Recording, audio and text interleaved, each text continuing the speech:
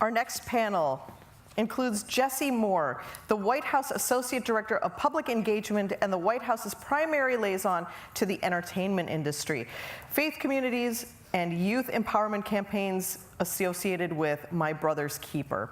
Previously, he served as a White House speechwriter and political and field organizing roles for both of President Obama's campaigns. Please welcome Jesse Moore.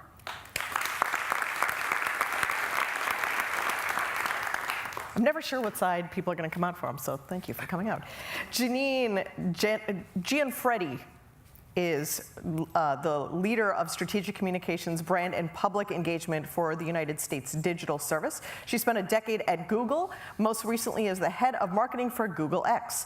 She managed brand marketing for Google Glass. Please welcome Janine.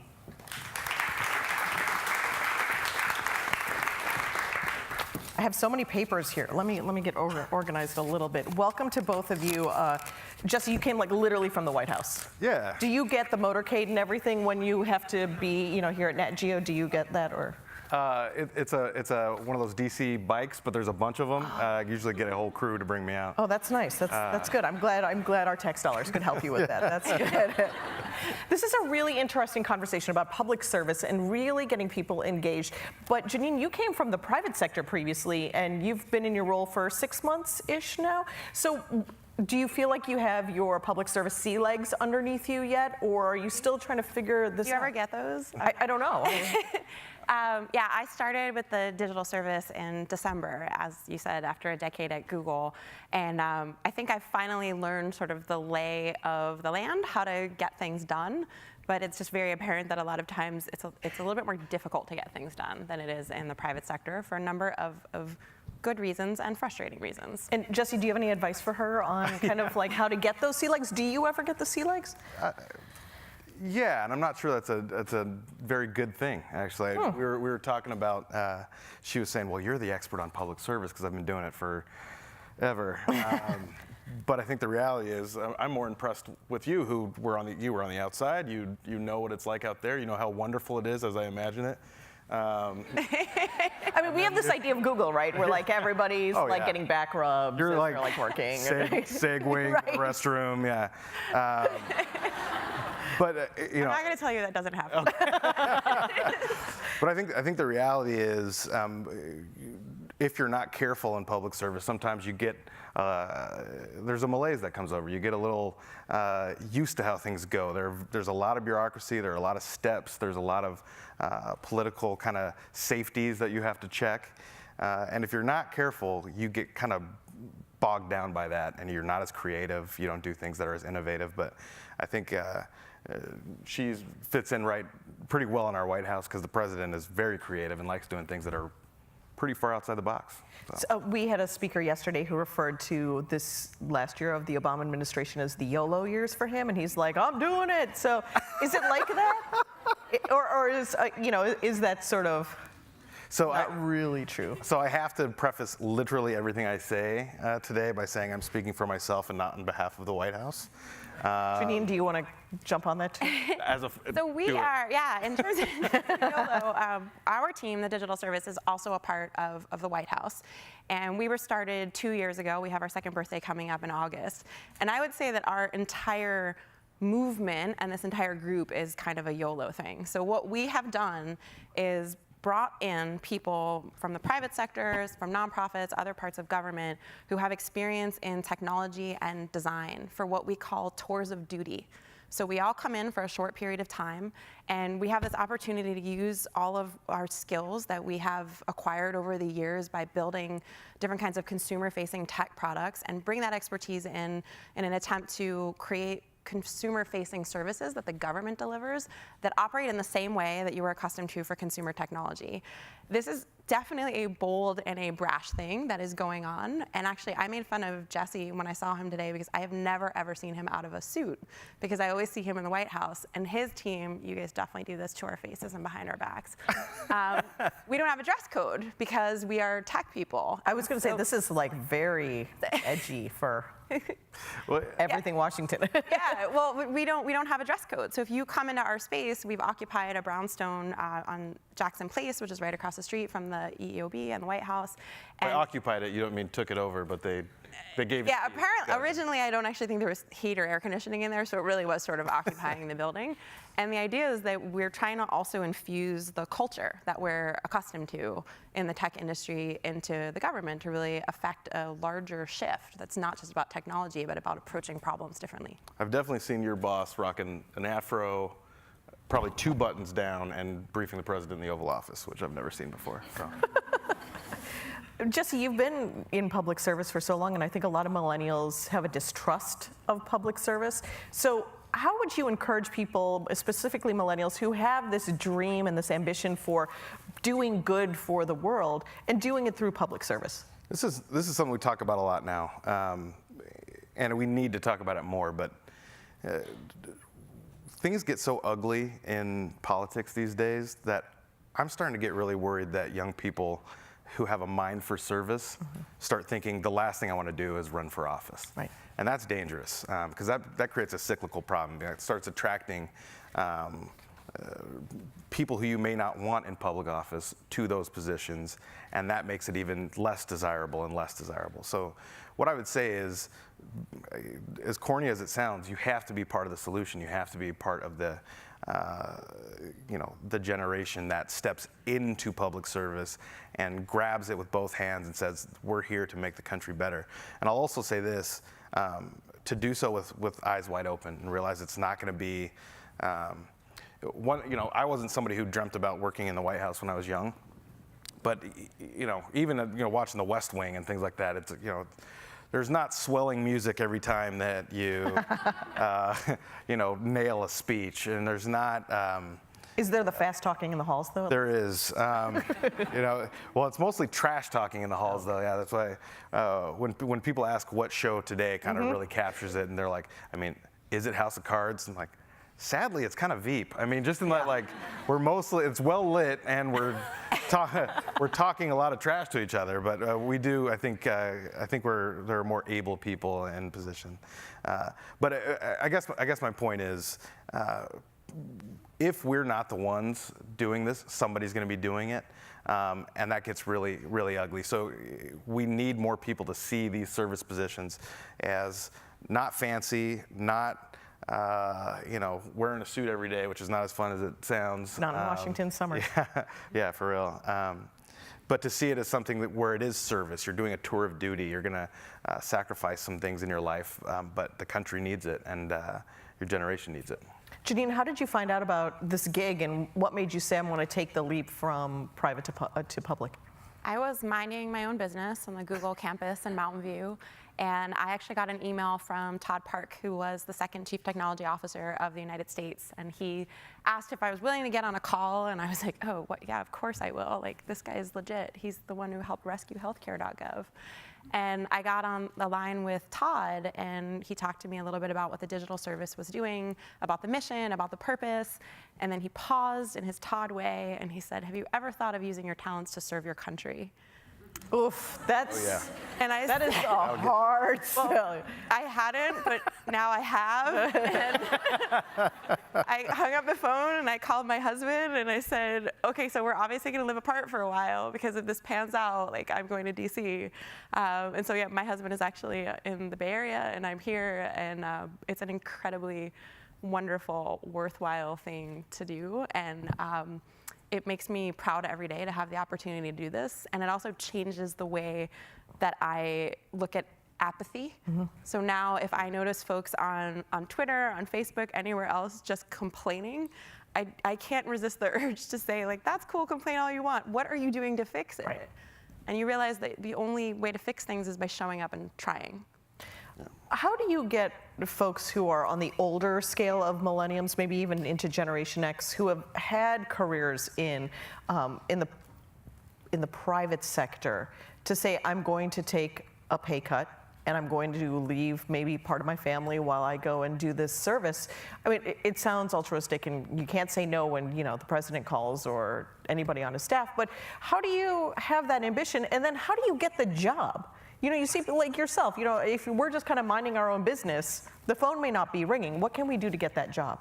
Well, we are accepting applications, so pass them to the USGS.gov. front, yeah.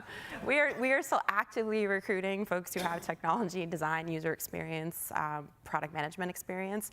But we actually have a wonderful couple who joined us in January. So these folks had their careers at 2 private sector tech companies on the West Coast, and they heard about the opportunity. Both of them realized that they could easily tackle some of the problems and some of the challenges.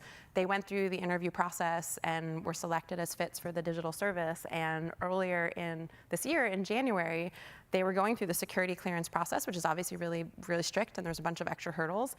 Took their 2 kids, who are 9 and 7, on a plane. The whole family relocated before the security clearance even passed.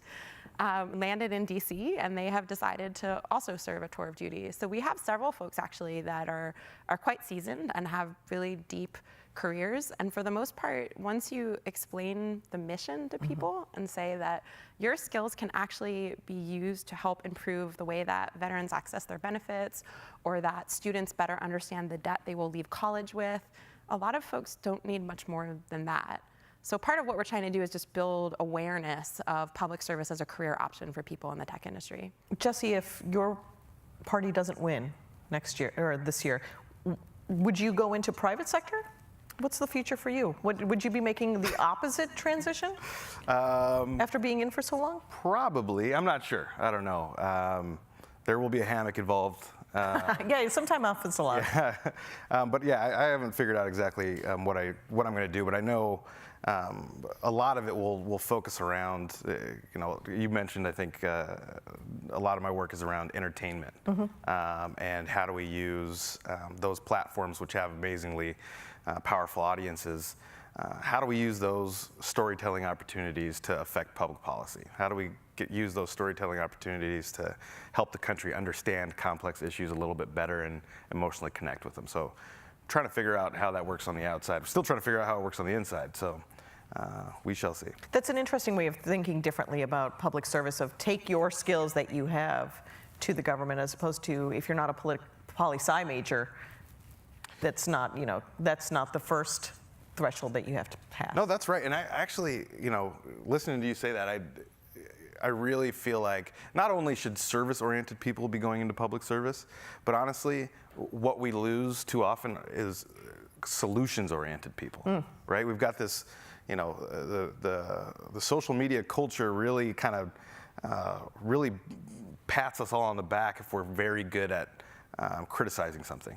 If we're very good at crisply or we're very good at being sassy, or crisply going after somebody, and well, my job here is done. Right. Not enough are people thinking okay, well, I've gotten really good at complaining about something. I've gotten really good at framing what the problem is. Am I somebody with the ability to walk into a boardroom or a lab or into a conversation or a classroom and start to solve the problem? They actually, spend time figuring out what works, what doesn't. How can we take this to scale? How can we touch more people with actual solutions? It's just, I worry that it's a dying art. People are losing that, and if we get more people who are problem solvers into government, regardless of what your area of expertise is, I see us getting better as a country. I like to say that pressing the like button is literally the least you can do. Yes. You got to Quite take it. literally, yes. Yeah. Let's go to some of our social Q&A questions. What can public service accomplish that nonprofits and the private sector cannot? Janine? I think the key is that we all actually have to work together on a lot of this stuff. So what I found this in my time at Google, was we were often reaching out to the nonprofit sphere. We were working with governments for a lot of the projects that we were tackling, but in general, there are different skills that are brought to the table by each of these different entities. So the thing that has fascinated me being here is that you see how government really is just this amazing platform that all different players can plug into. And so I don't think it's necessarily that one is better than the other. The thing that the government does have, though, is scale. And it's unprecedented scale. There's not many other companies or organizations on the planet that have the ability to affect so many lives in one shot. So kind of along the same lines, the most powerful thing we can do as a government, as an administration even, is convene. And it sounds pedestrian. It sounds like, oh, convene, you're sitting with people around a round table. But the reality is, for any movement or for any large-scale solution, there are going to have to be people around the table who won't just naturally gravitate towards each other. You need a center of gravity. You need somebody saying, please come sit at our table. And a lot of times, there's no better center of gravity than the White House. A lot of people pick up your call. A lot of people show up.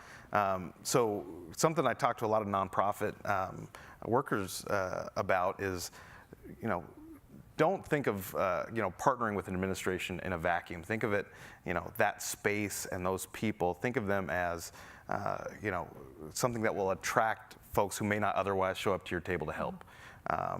Whether it's backers, whether it's thought partners, whether it's young people, folks you're feuding with, but that can be a place where people quite literally can come together. And our solutions aren't always prescriptive. It's not always saying, okay, guys, here's what we need to do. A lot of times it's like, okay, here we all are. It sounds like we actually have a similar goal. Who's going to take each piece of this? And that's the power of government a lot of times. Janine, a possible platform idea for you. How about a platform that allows people to discuss problems rather than just complain on social media, kind of like a crowd-solve platform? Make that happen, Kenya. Yeah, there are actually quite a few of those out there. So there are different platforms that allow folks, like some local governments have used, what is it, C-Click, I forget the last thing. Thank you, C-Click Fix, where you can actually, as a local community member, you can just see a problem and then you just take a snapshot of it and then allow yourself to send that information back to the government, similar to the 311 model that was deployed for anyone who lived in New York City, where you could call 311. I think the next step of that's sort of asking your government to fix stuff, but there are platforms now that are moving towards, there's a new one called Neighborland, I believe it is, how do neighbors and communities come together to solve problems with each other. I actually thought during I don't know how many of you were here for that big blizzard in January, which was really, really fun. But I thought one of the cool things that DC did was they just sort of on TV and on Twitter called on neighbors to pay attention to the elderly in their community and say, if you know you have an elderly person living in your neighborhood, go rally some kids or your neighbors and dig them out. And it's just when we start paying attention to each other, and realize that, okay, some people need help, all that technology does is allow us to connect a bit more efficiently. So there are a couple platforms like that, but I think we need more. Please. At prior MCON, speakers have discussed the lack of millennials in public service. Why and how is the government trying to appeal to millennials as a future employer? Well, I know that I think the subscript of my job sometimes is to get millennials' attention. When we put the president next to Steph Curry in front of a paper mache volcano, that's for you.